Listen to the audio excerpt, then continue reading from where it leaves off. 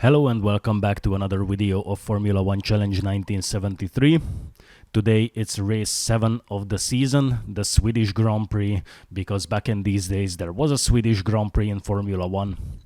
Last time out in Monaco I had a very good race that also brought me a race win, which helped me get back right into the championship fight against Jackie. So that means that we're starting this weekend on equal points. Both of us are standing at the top with 33 points.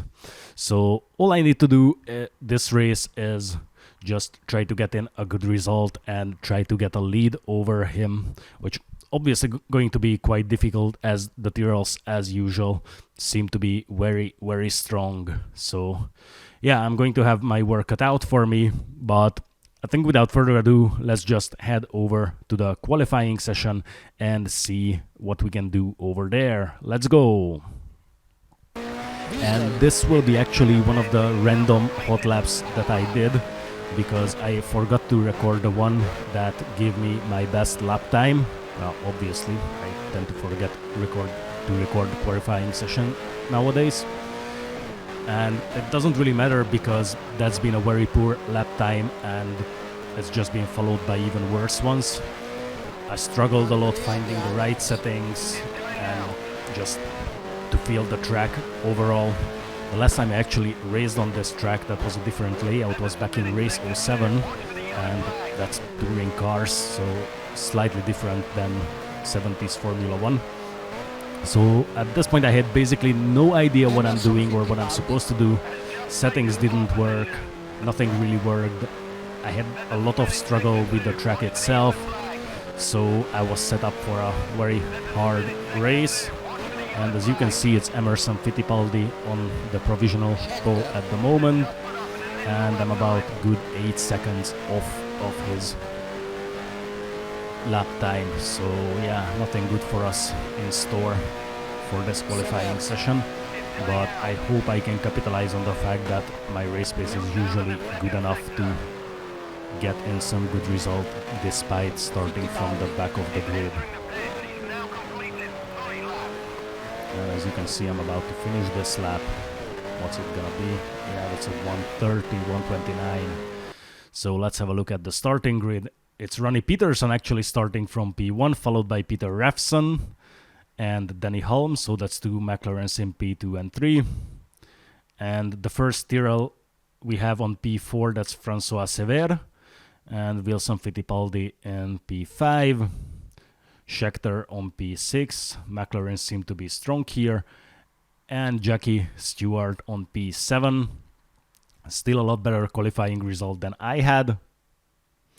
Hunt on P8, Beltoise on P9, Lauda on P10, Carlos Reutemann on P11, Clay Regazzoni on P12,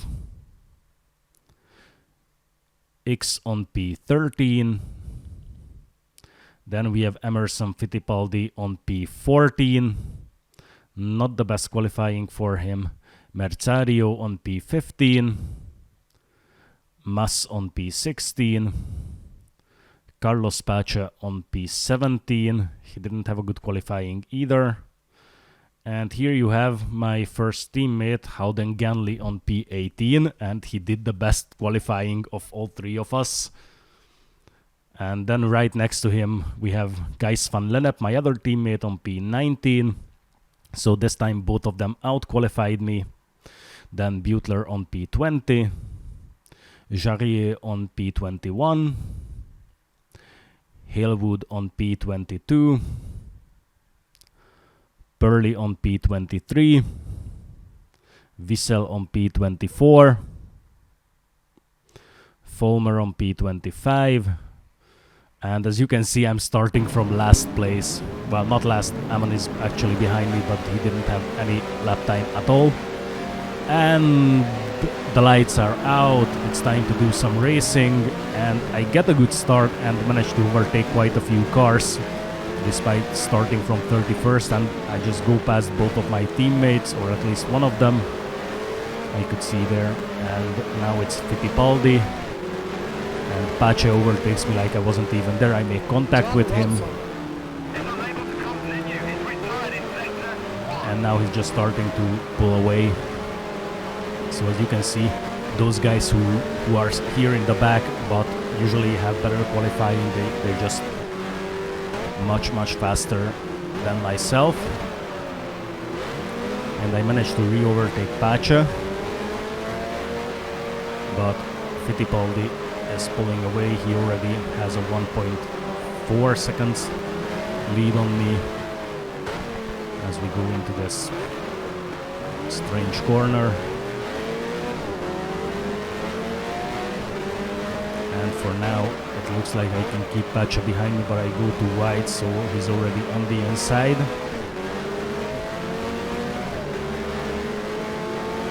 And now it's time to try and pull away in this long straight. This is actually an airstrip. Pace is still on the inside. He comes back behind me, doesn't make a move. But yeah, well, that was a massive mistake. Someone took out the sign that was there that I actually used to measure the braking distance to this corner. And I get overtaken by Ganley as well, and I'm all the way down to P20. So yeah, well, not the best race so far, if I may say so, at least not for me.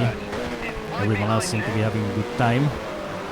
And I already have Jarier right behind me, and right now he seems to be somewhat faster than me. But I can still keep him behind me in the straight line, going too wide in the corner, and then get overtaken by Jarier and Butler as well, then taking a bit too much curb. So as you can see, this race is a catastrophe for me so far. It's probably the worst drive I ever did in this game. And I already have Burley pretty close to me. Hopefully I can pull away on this long straight. Yeah, that seems to be working. He and someone else behind him is actually having a look on the inside, but don't go for a move. And I try to remember where I'm supposed to brake. So yeah, don't use signs that can be taken out to measure your braking distance, because if someone crashes into that, then yeah, well, you won't see it. And someone's out of the race. That's a free position for me. So with that, I'm up to P21. And Butler is already more than 4 seconds ahead of me. So not looking good there. At least I can still keep Purley behind, who actually makes contact with me.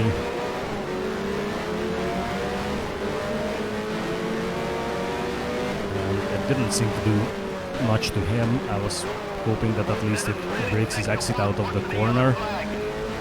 But I just make another mistake, go off the track, lose another 4 positions down to P25. And it's Jackie Oliver right behind me, and now it's Wiesel who is in front. You can just see him right there in that train of 4.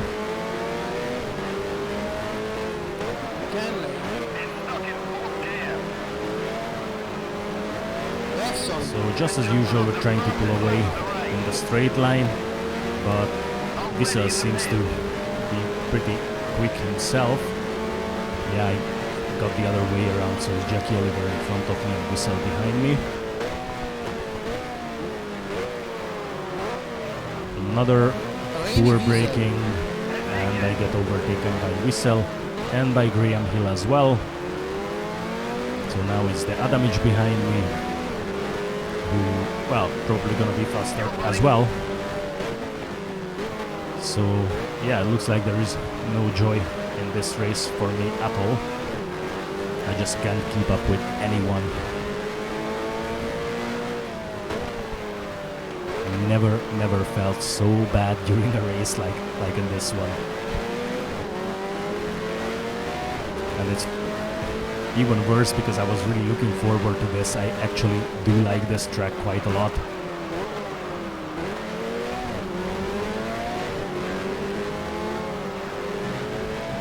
Then a little bit too much curve, and we have a yellow flag. Not sure why.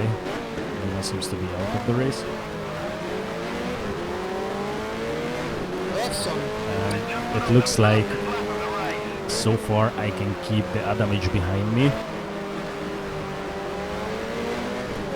But yeah, well, that's far from good or acceptable. I should be somewhere in the front fighting for the points that were released. But yeah, this weekend is not that weekend by the looks of it.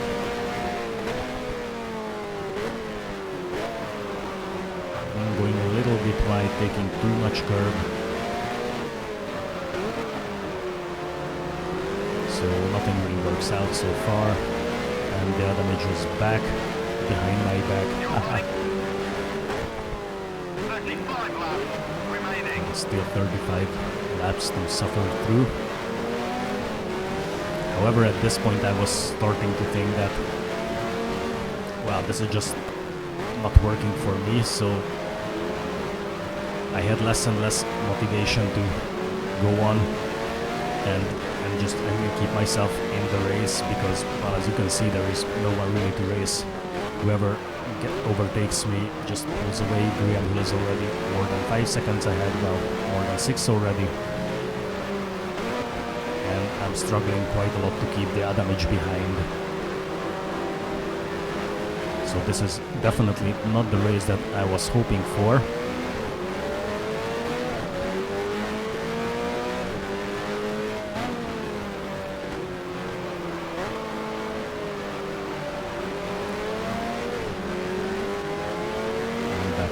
Straight, you can see the planes on the left side.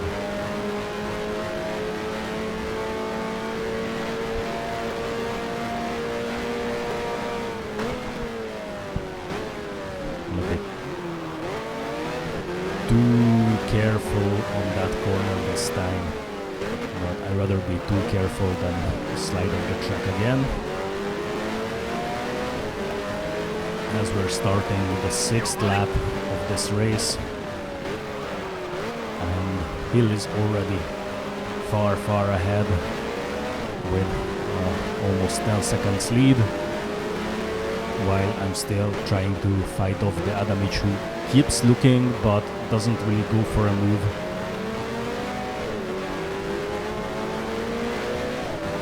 And there's a train forming, you can see in the mirror that not only the Adamic but 2 more cars are there. So the best thing we can get out of this race is fight amongst each other here at the very back of the pack. And finally the Adamic goes past me on the inside, so he's up to P25, I'm down to P26. I try to re-overtake him, we make a bit of wheel-to-wheel contact, which slips me off the track, and yeah, we're just pulling away. And now I have Amon right behind me. We started from the last 2 positions, and now we're both up to P26 and 27, so that's not much of an improvement.